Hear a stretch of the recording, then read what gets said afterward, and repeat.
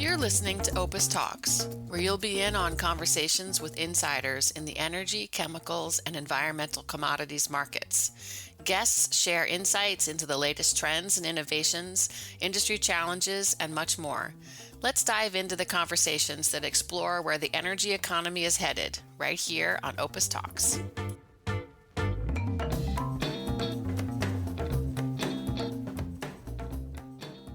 Welcome to another edition of OPIS Talks. I'm Humberto J. Rocha, and I'll be your host today. When it comes to decarbonizing an industry, I often think about one that directly employs 11.6 million people and literally puts people above the clouds, either through ridiculously short destinations or across various time zones. The one industry I'm talking about is aviation, and specifically one scheme that aims to decarbonize the industry. One that is at the intersection of both compliance and the VCM, the voluntary carbon market. And the scheme I'm talking about, and I'm trying to learn more about today, is CORSIA, or the Carbon Offsetting and Reduction Scheme for International Aviation. CORSIA is governed by the International Civil Aviation Organization, also known as ICAO, which is a specialized agency of the United Nations. The scheme essentially asks airlines to offset the growth in their carbon emissions above a certain baseline. And the scheme promotes different ways of offsetting this, whether it's through the purchase of carbon credits drawn from the VCM supply, or investing in sustainable aviation fuels, or others. According to ICAO, there are currently 130 countries participating under CORSIA, including the United States, among many other countries around the world. But, of course, the devil's in details, and it can get a bit complicated when we get down to it and what this actually looks like in practice. Just to get a larger sense of the picture, I want to go into how many emissions aviation is responsible for. So let's take a look at some numbers. According to the International Energy Agency, aviation accounted for 2.5% of energy-related CO2 emissions in 2023. That's equivalent to 950 million metric tons of CO2 in that year. And this was around 90% of pre-COVID-19 levels back before the pandemic, basically shut down flying for a couple of months. But for today's episode, I really want to welcome my colleague Henry Kronk, a senior reporter covering the VCM and who has written extensively about CORSIA. Henry, welcome to the podcast. Could you tell us a bit about yourself and your coverage? Thanks, Humberto. Good to be with you today. I'm the senior markets editor at OPIS, the lead editor for our global carbon offset report, which tracks a variety of different carbon credit types across the VCM. And in my role, I also occasionally report for Wall Street Journal Sustainable Business Pro. And that is largely what has led me to CORSIA over the past couple of years. Awesome, Henry, and really, really nice to have you on. We've done a couple of reporting travels together and talking about aviation. I mean, could you just, to start off, could you tell us a bit of history about CORSIA and where it currently stands? Yeah, absolutely. So the roots of CORSIA go back to the Kyoto Protocol. As a lot of people know, especially Europeans, the Kyoto Protocol was not by any means a perfect carbon market designed at all. One kind of deficiency that some folks identified was that while it covered domestic flights and emissions from airports, there is this whole swath of emissions that weren't being accounted for when airlines were flying between each other. So there was kind of talks about, okay, how do we bring this into a carbon market scheme through the 2000s and 2010s? And then CORSIA is formalized by ICAO in 2016. So it was broken down into three phases, essentially, when it was first designed. The first was a pilot phase covering the years 2021 through 2023. Phase one goes from 2024 to 2026. That's what we're in right now. And we are in this place essentially where we are eyeing down the market getting underway and functioning for the first time. And the reason for that is during the pilot phase, there is a lot of support internationally for it.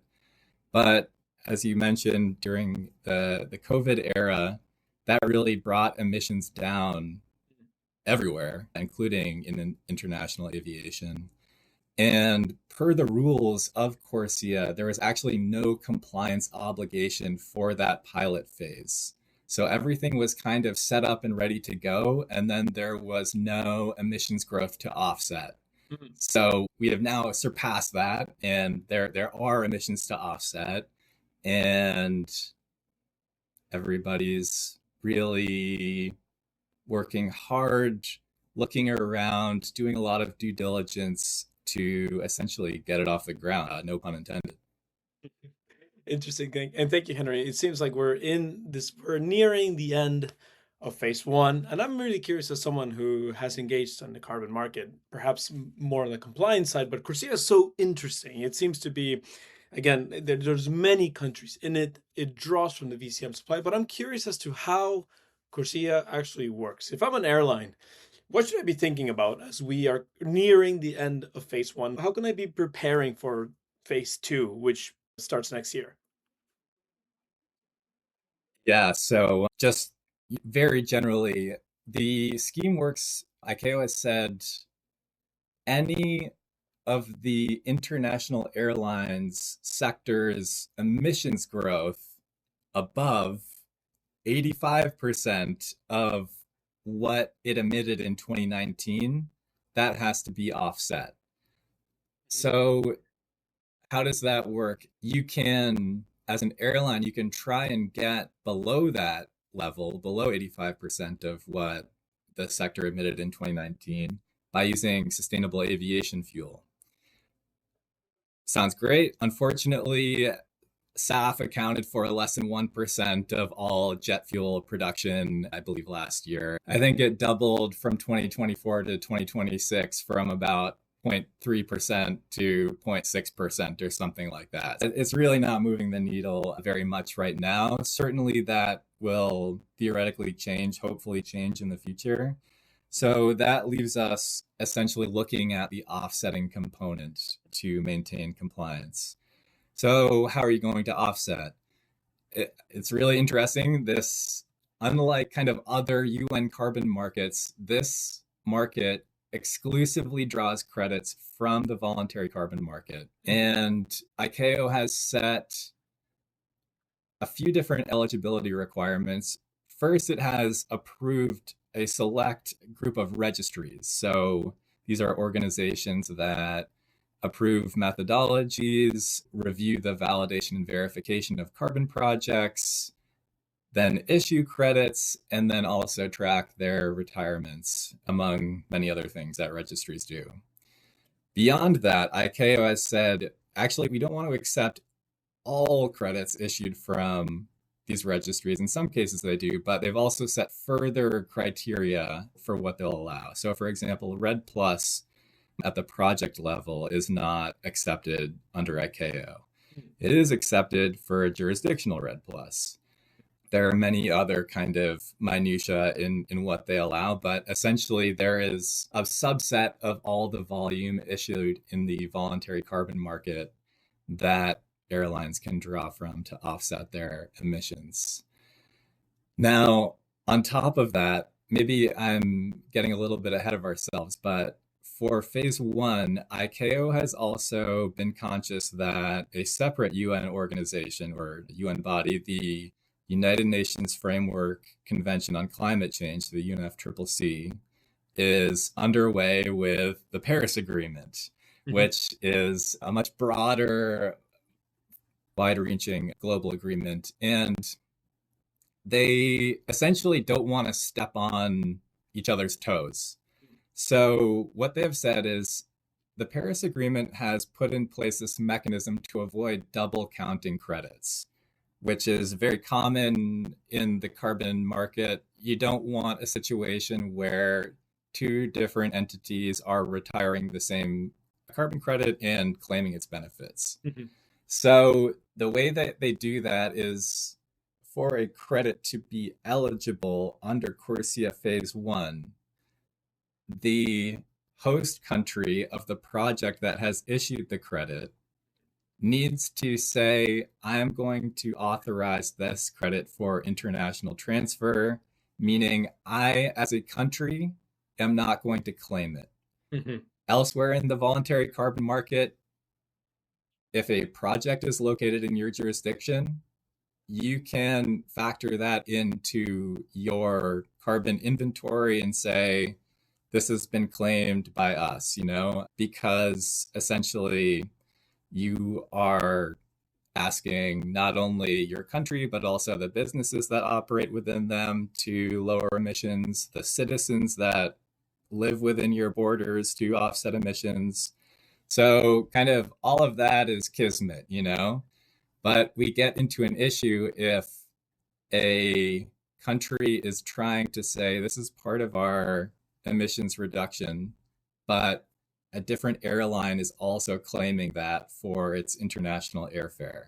So you were asking, what should I be doing if I'm an airline? The short answer is you should be educating yourself and paying as close attention as possible to this space. It's another kind of compliance mechanism that you have to deal with in addition to several other things. And it's going to eat into your margins, which are quite slim in the aviation industry in general.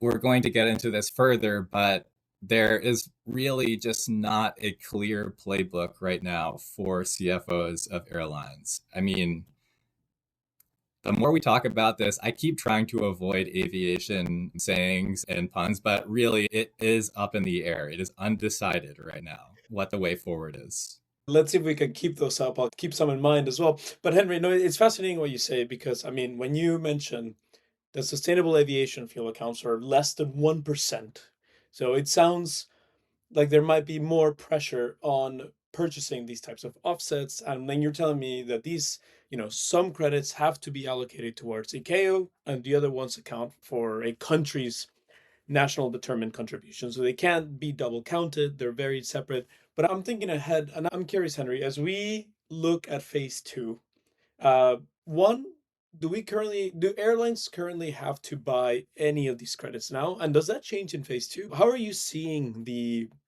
supply of ICAO certified or credits for CORSIA and ICAO and the supply and demand dynamics of this scheme? How are you seeing that as we come into the last year of phase one? Yeah, totally. So at this point, we know the sector's emissions growth rate for 2024, and we've got a pretty good idea for 2025. And based on that, there is some pretty credible estimates of what total demand is going to be. It's looking like at the very, very, very low end, it's still going to be about 100 million credits, maybe a little bit less. At the high end, it's going to be well over 200 million credits. So that's kind of a pretty broad range, but we're talking about quite a large volume. And keep in mind the voluntary carbon market, depending on which registries you look at, there are many small registries that operate, but of the main ones, there's been about 150 million retirements to about 165 million retirements per year over the past couple of years. So we're essentially looking at an extra year of VCM demand from this scheme. So that's quite substantial. That's quite material. Honestly, I haven't even paid very much attention to phase two. There are people who are looking out that far, but the main headline here is we're going to go back to the Paris Agreement rules that I was talking about, where countries need to authorize credits. Mm-hmm. There have only been, as of today, there's roughly a little under 50 million credits that have been authorized for international transfer. There's not really a risk that there aren't enough credits that have been issued in the VCM that are eligible for transfer. The main barrier is that countries are realizing that for every credit I authorize for international transfer, that is another ton of emissions that I need to mitigate somehow within my own borders. If you, going back to the Paris Agreement, you mentioned nationally determined contributions earlier, which are essentially the Paris Agreement, a country's emissions reduction targets, similar to how a company will say, we want to be net zero by 2050, or we want to reduce emissions by 2035. Mm-hmm. Countries have been encouraged to be more and more ambitious in setting their targets. And a lot of countries have kind of taken that challenge and run with it to their credit, some much more than others. But a lot of countries have in the past year woken up to the fact that, okay, I want to be ambitious with my target. I want to say we're going to reduce emissions as much as we can. On the other hand, there is this financial incentive if I authorize credits for transfer. A lot of countries aren't just giving these away for free. They are saying, okay, well, one, I want businesses operating within my borders to succeed, and CORSIA grade credit is going to trade quite a bit higher than something that is not CORSIA grade. And a lot of these authorizations have also been structured to deliver a fee per credit to the host country. Some have said, okay, you can transfer this, and I've got the option to either take it and use it for my NDC myself and or trade. So this is kind of a big potential revenue source for countries that they need to balance with the ambitious targets that they have set. So a lot of countries are realizing that it's actually quite difficult to strike that balance. There are a lot of unknowns here, and there is a very real question as to whether countries will authorize enough credits to satisfy total demand for phase one. And let me also just add that phase one runs from 2024 to 2026, but compliance is due in January of 2028. We've got a little bit under 2 years right now. So that is essentially where we are with supply and demand. We've got a good idea of demand, and there are some other factors that we're going to talk about later that could influence that, but supply is a bit of a question mark still. Sounds like you're telling us to brace for a little bit of turbulence in this market, but it's actually fascinating to hear, what the dynamics are. I mean, it sounds like you have a good sense of what demand is, supply. When we look at countries' carbon budget, their NDCs. I'm actually curious, Henry. I think I read one of your stories about different price points you're seeing, and I'm curious from what you're saying. It sounds like maybe if I'm a country that generates where a lot of carbon credits are generated, I might make more money if I sell them as CORSIA approved credits. But also, I'm curious, what price points have you seen in the market so far as it's developing? Can you tell us a bit more about what prices you're seeing? Yeah, very good question. Let's talk Turkey here. So credits tend to be valued in many different ways for many different reasons. One, you could just look at the type of credit. What kind of project is it coming from? What methodology is it following? A big source of supply so far has been clean cook stove. So these are projects that will distribute clean cooking devices to regions where they traditionally cook over charcoal burning fires indoors.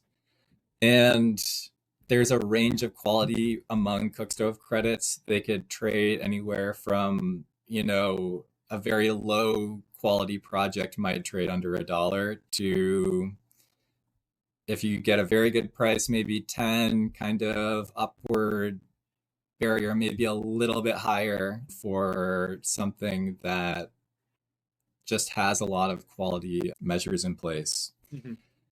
CORSIA credits have traded up until the end of last year. There were kind of no trades for CORSIA credits below about 18, 17, 18, and some were trading up to 23.50, I believe is the highest price that I've heard. Well, Guyana is a big source of CORSIA credits, and on the 19th, a climate official in the country said that they had been trading at prices higher than previous deals that they've signed, and a previous deal that they had signed with the oil and gas producer Hess is currently delivering credits at $20 a metric ton. Wow. So It's a big range. Since the beginning of the year, I should say. There are a few futures contracts delivering CORSIA credits, and those prices have come way down. They've come down from $19.50 to $20 all the way down to $12.50 yesterday on the 19th. So that's a bit of a different discussion, but I would say that price decline doesn't necessarily speak to basic supply and demand dynamics. It kind of factors in other things, other factors that we can talk about.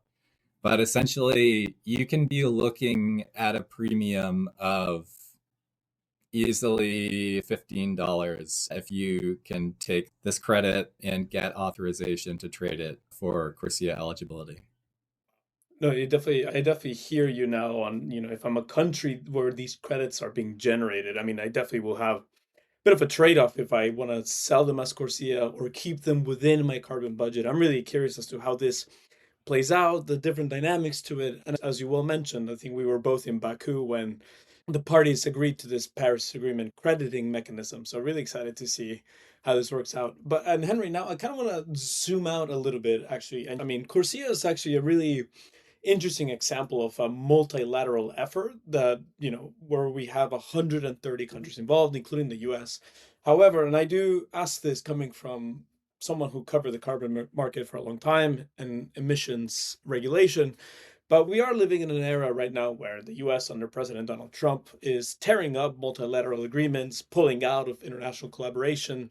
I mean, CORSIA is a very interesting case. Like, where is CORSIA amidst this context of the US pulling out of these types of agreements? How is it standing? I mean, the US is still a party, as I understand it. Yeah, totally. So Trump has pulled the US out of the Paris Agreement for the second time. And beyond that, he's left the UNFCCC, the treaty convention that put the Paris Agreement in place. Mhm. I think it's pretty safe to say that the United States isn't going to pull out of ICAO anytime soon. This is a pretty crucial international body that sets things like safety standards in airplanes, standards for air traffic controllers, fuel standards, So unless Trump wants literally no Americans leaving the country by plane and nobody else coming in, I mean, let's not put anything off the table, really, but, that's kind of a pretty radical eventuality. However, that doesn't mean that Trump couldn't pull out of CORSIA and remain in ICAO. And you would think, right, like pulling out of ICAO, that's catnip for MAGA. Trump's Department of Transportation Secretary Sean Duffy has essentially said this when addressing the ICAO council session last year. This body is spending all this money on environmental measures when we should be focusing on air safety and stuff like that. Mm-hmm.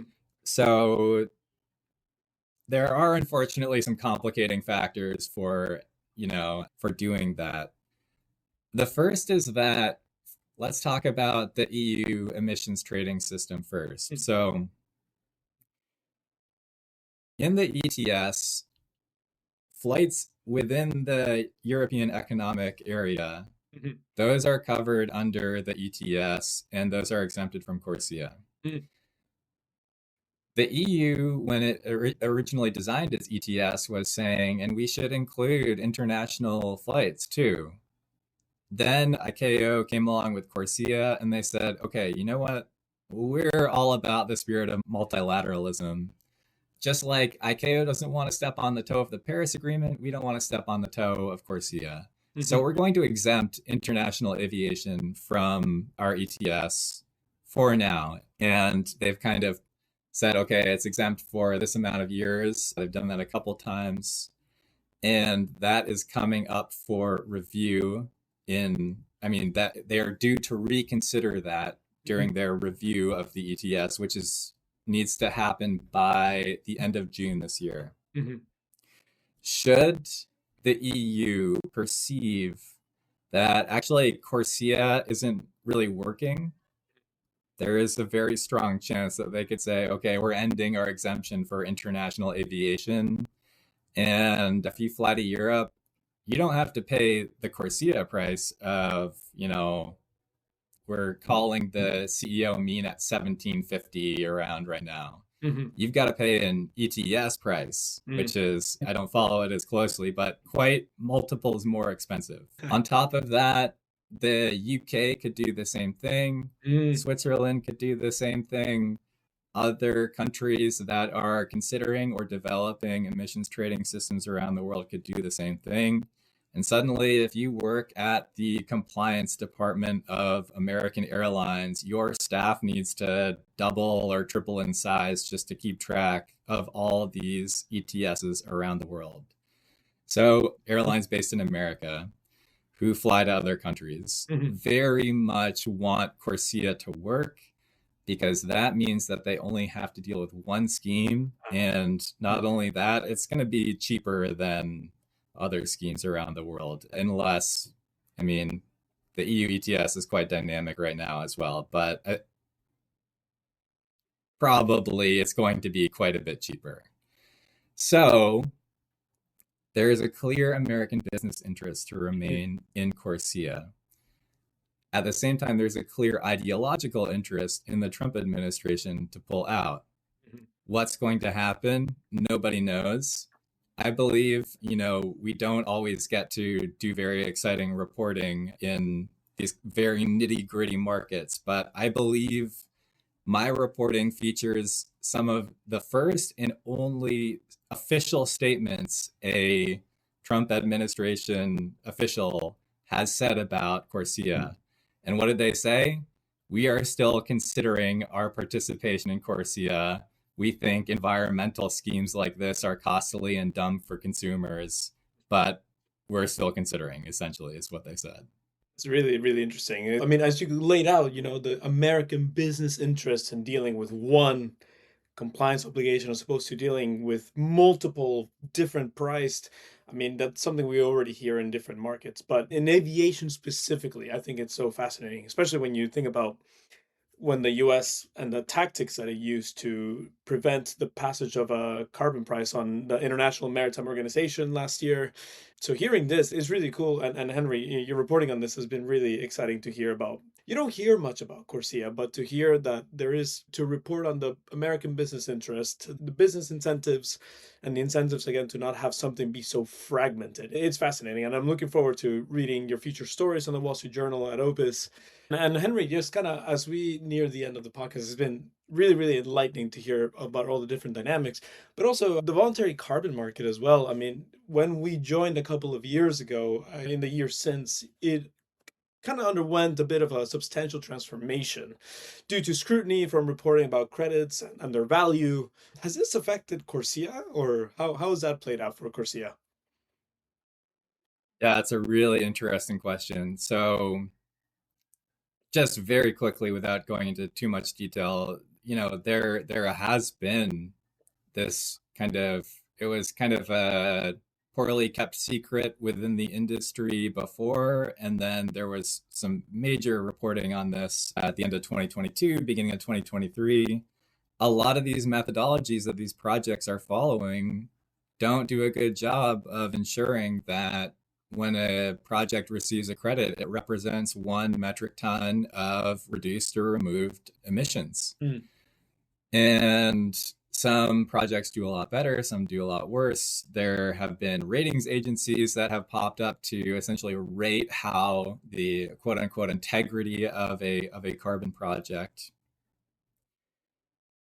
ICAO is not a ratings agency. They are this international body that has been tasked with implementing this market based on the rules that they collectively agreed in 2016. One of the kind of ironic things about CORSIA is that the credits that are eligible under their criteria are not necessarily the highest quality. Certainly, there have been some moves to say, okay, we want to use only kind of the newer methodologies. But if we go back to 2025, they actually, if we're looking at cook stoves, they had originally said we're going to go for this one newer, higher quality methodology. And then they realized this supply shortfall was very real and challenged the success of the market. So they went back and said, actually, this older methodology that is kind of you can interpret it a little with more flexibility, we're going to incorporate that as well. So where does that leave buyers? Buyers now are in this place where they're going to have to buy credits. Those credits might not be very high quality. And some of the biggest kind of greenwashing, I mean, Delta faced the first kind of really big greenwashing backlash for the carbon credits that it was buying. If you read some of these airlines' SEC filings and 10K reports under the risk section, they said there are all these risks about how CORSIA is going to work. It's going to increase prices for us. But there's also this risk that we're going to face greenwashing claims just by complying with this thing that we need to comply with. Theoretically, under a compliance system, it should be just the cheapest to deliver credit is what you buy. You know, that's how somebody acting in their fiduciary duty would operate. Have we seen airlines buying credits with an eye towards credit quality yet? Not necessarily. If you look at some airlines' kind of broader decarbonization goals outside of CORSIA, you do see some British Airways, you know, for example, is buying durable carbon dioxide removal from engineered projects, which are much more expensive and considered a much less exposed to greenwashing risk. Mm-hmm. But while supply remains so constrained, there isn't a lot of room for CFOs to operate in there. There's very little wiggle room. I don't mean to say that all CORSIA-eligible credits are poor quality. There are some very high quality credits out there. Mm-hmm. However, right now, if we just kind of bring it all together, like there is this possibility that the US leaves CORSIA. There's also this possibility that even though the US has left, the EU says we're continuing our exemption for international aviation. CORSIA is going to go ahead. Under that scenario, supply would be a lot looser. The US airlines account for about 30%, probably give or take a little bit, of demand for this scheme. So if US airlines are out, that, you know, airlines around the world are going to essentially breathe a bit of a sigh of relief. But if supply does remain tight, CFOs have a real Gordian knot to untie on their hands. Wow, Henry, this has been a really, really enlightening conversation, learning about all these dynamics. I'm really excited to see what comes out of the review of the EU ETS, the US and ICAO, the supply constraints of this market, but also, and maybe we can talk about this in a different podcast, but airlines looking at different types of credits, especially the ones that are engineered based as opposed to nature based. So I'd love to touch more on that with you next time. But I just want to thank you for your time, for your reporting, and again, keep us updated as we see this market evolve, pricing included. And thank you again, Henry, for being on the podcast with us. It's been my pleasure.